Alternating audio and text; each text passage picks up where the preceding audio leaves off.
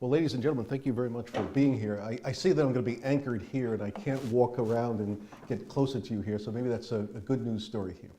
So let me just introduce myself briefly and give you a little context here. I have, for IBM, many of our compliance and risk supply chain programs. So in fact, they're all the ones that the procurement team hates. So let's see if we can name them. I have product environmental compliance. So all the RoHS laws and all the laws around the world about all substances that you can't have, I have a group that does that. I also have another group that does supply chain social responsibility. So we have a code of conduct that our suppliers need to adhere to. We also are in conjunction with GESI, a global sourcing initiative in Europe. We belong to the EICC.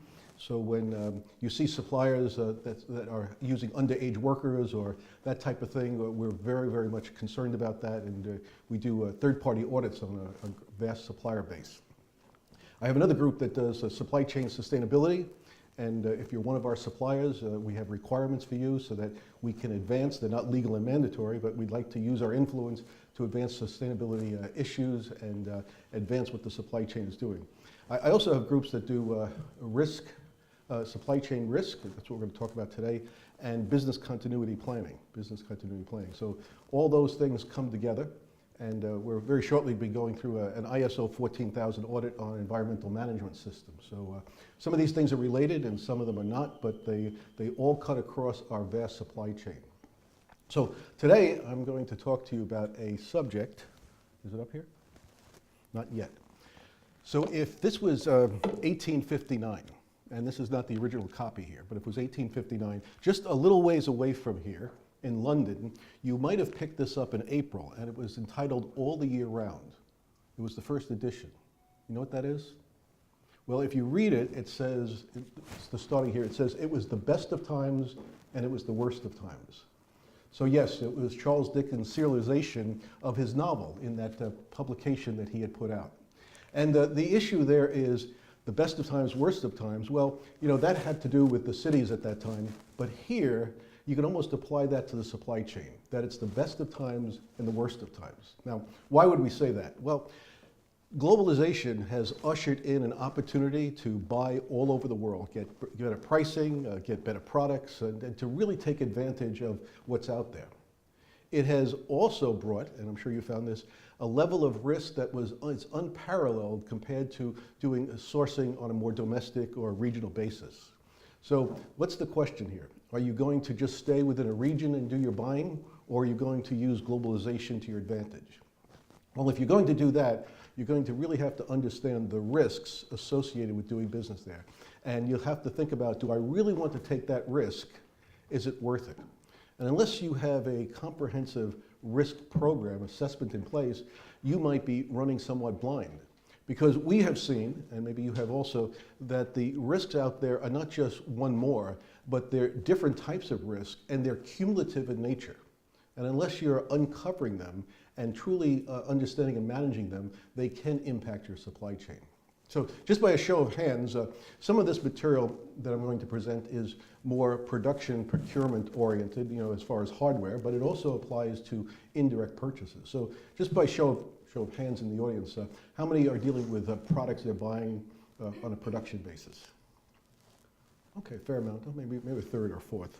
Okay, but I'll just give you a perspective here. IBM's spend is about $30 billion, so it's not the biggest in the world. 25 or almost 20 or 25 of that billion is on indirect. So it could be travel, it could be hotel, it could be anything that we do internally or for our clients. So many times we'll take over our client's business and they'll say, run everything. So whatever it takes to run their business, that has to be bought, and we do a purchase for resale. So that's hundreds of millions of dollars there. We still have our hardware business is about $10 billion in revenue, and our supply base there is about $5 billion. So it has gone down over the years as we've shed various types of businesses. But nevertheless, the concept of managing risk and business continuity is essential. So let me see what we got here.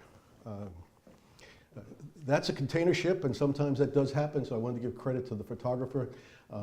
But those risks are unparalleled in today's environment. I'll just share something with you. I was at another conference in the United States a couple of months ago, and Robert Gates, the Secretary of Defense under both Bush and Obama, he talked for an hour as a keynote speaker, and the subject was risk. And he said that the world had not seen this degree of risk around the world, politically, socially, religiously, economically, in 100 years since the start of World War I. And the interesting thing here, of course, people wanted to know because of who he was, right? What does he see? What's the outlook? You know what he said? He doesn't see a solution. He sees no resolution, he said, for generations to come. The level of unrest and discord that this world is seeing, he said, is going to be here for a long, long time. Now, let's assume that's true. If that's true, we're going to continue to do business as we are. We need to be able to navigate this very risky world and conduct our business in a thoughtful way so that we can grow both our top line and our bottom line and satisfy our clients.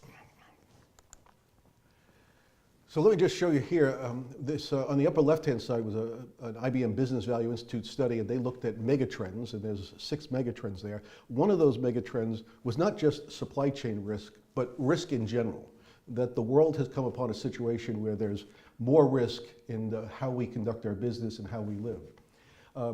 There's another study there on the my far left that talked about the number 2 things that supply chain executives are worried about is risk. But you know what even the first one is?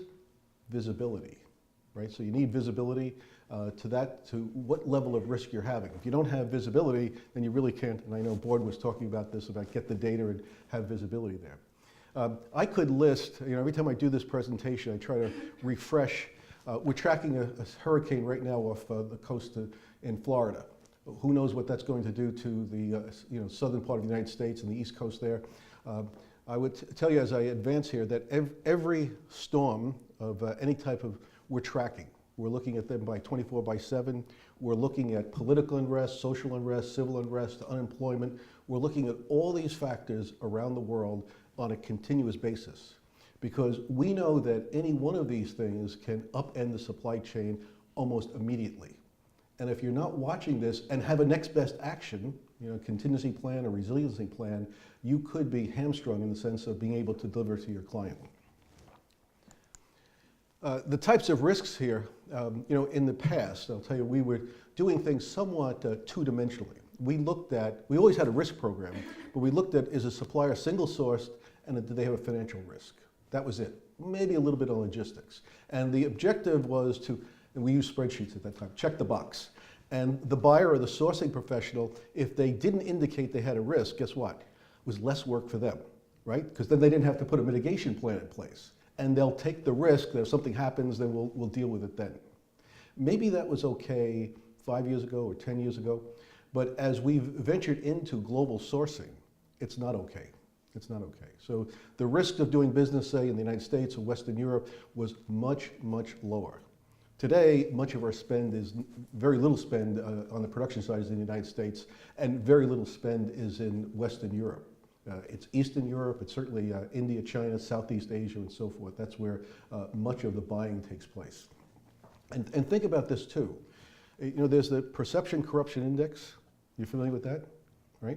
So where do you think most of these countries, these growth market countries sit? You think they sit at the top or the bottom? They sit at the bottom. Right? They sit at the bottom.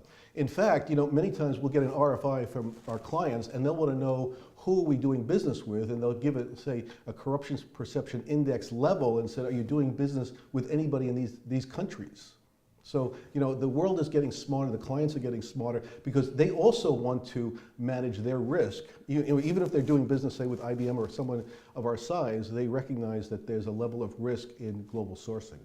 So, this was not meant to be a be-all or end-all. You might say, Lou, you forgot one or two. Well, you're probably right. Since I've been doing this presentation, I've added cybersecurity. So the presentations that I've given and the programs I've been at, cybersecurity now has just come up. Supply chain cybersecurity is probably the premium or hottest risk within the supply chain. So maybe you have folks dedicated to that yourself. We realize that could take us down at any time. And as smart as we think we are, somebody else out there is smarter, right? The people who are perpetrating these things are continuing to build the next best thing to get around any type of controls there. So this is a very serious matter.